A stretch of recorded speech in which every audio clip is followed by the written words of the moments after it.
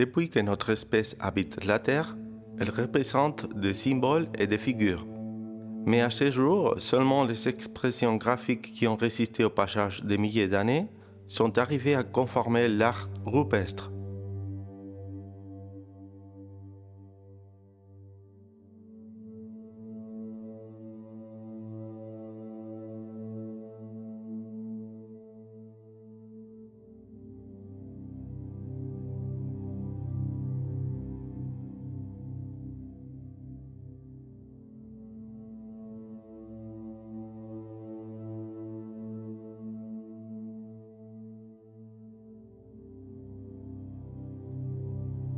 Les plus anciennes réminiscences d'art rupestre en Navarre se trouvent ici, à Urdasubi-Urdax, dans le massif d'Alquerdi.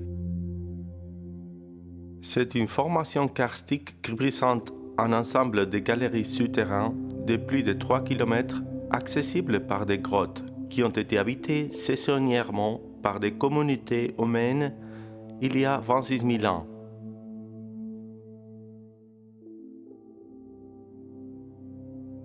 À cette époque-là, le niveau de la mer se situait 125 mètres au-dessous de son aire de répartition actuelle, un phénomène qui a permis aux populations humaines modernes de se déplacer à travers les continents. Les recherches actuelles montrent que les manifestations graphiques et symboliques se développent dans le monde entier et sont parallèles à l'évolution de l'Homo sapiens. En Europe, on trouve des vestiges d'art rupestre de l'Oural à Gibraltar. La datation des manifestations les plus anciennes coïncide avec l'arrivée de nos congénères sur les sites européens. L'art paléolithique européen est toujours le mieux conservé, mais pas le seul ni le plus ancien. Nous le trouvons sous les formes des sculptures, des bas-reliefs, des peintures ou des gravures. Parmi eux, la représentation des signes de la faune et de la figure humaine prédomine.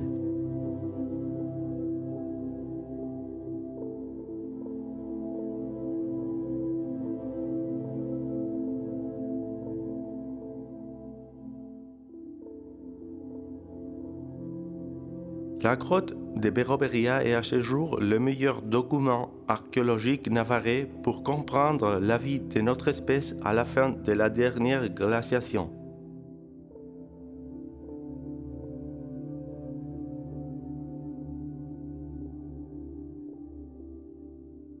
Cet abri a été habité pendant 8000 ans.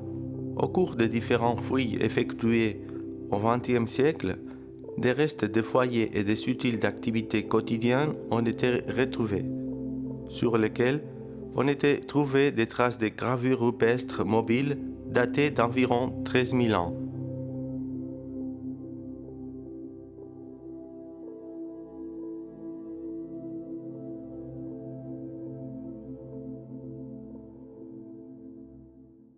Dans les galeries sombres de la grotte d'Alquerdi-1, les groupes humains de Berroberia ont gravé des représentations graphiques de leur monde symbolique avec leurs bourrins tranchantes.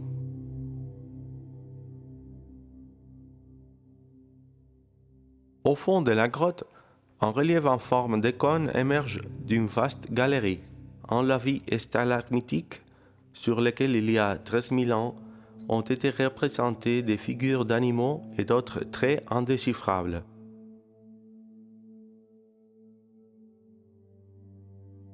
Une tête d'ouro,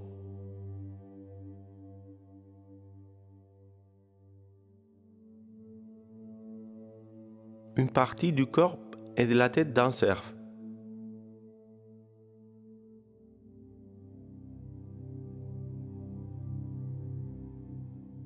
un bison presque complet,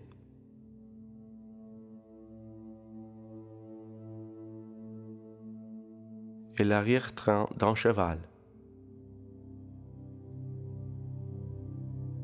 Certains détails graphiques sont caractéristiques des compositions stylistiques similaires aux découvertes de la région cantabrique et pyrénéenne, dont les sites majeurs sont les grottes de Castillo et Altamira.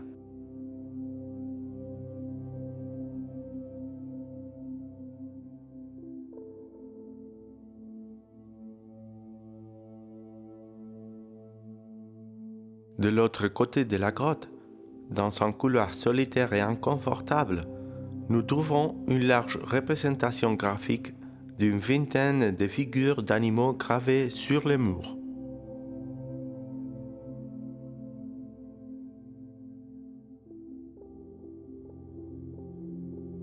11 bisons, 4 chevaux et des parties d'autres animaux difficilement déchiffrables sont représentées.